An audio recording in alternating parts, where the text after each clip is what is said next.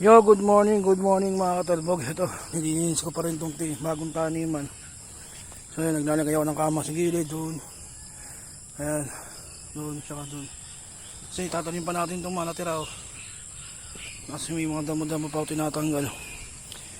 So ito yung pangalawang tinanim natin. Maraming bunga yan. Ayan, dahil bulaklak ng talong, pati mga okra.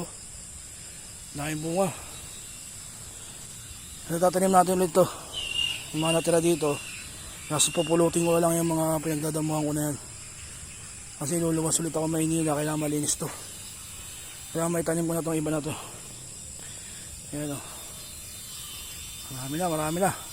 So tara, tanim na natin to mga katalbog.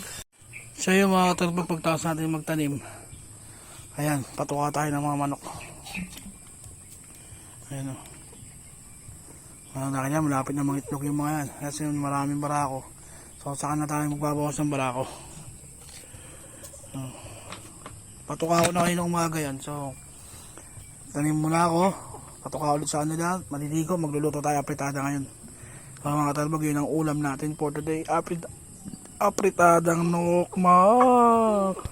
So yun, gigisa ko lang itong manok natin. Luto tayo apritada yan.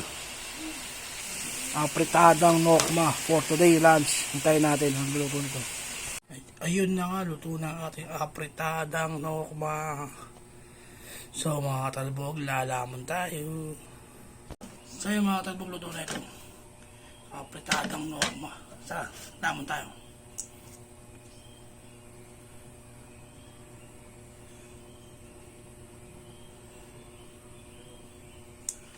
So tara, lamon tayo.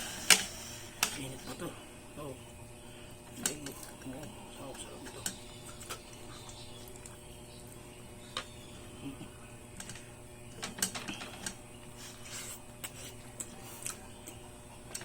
Init pa.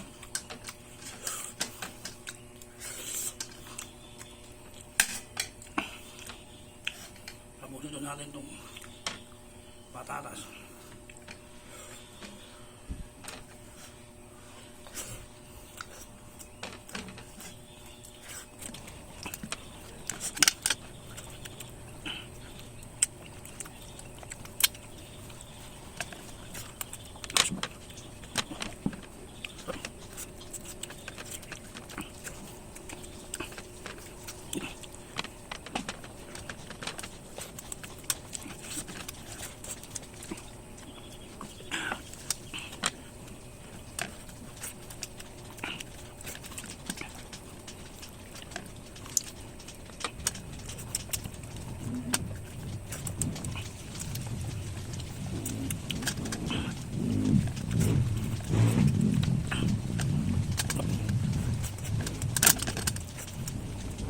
Ang dami ng spice. Marami dito.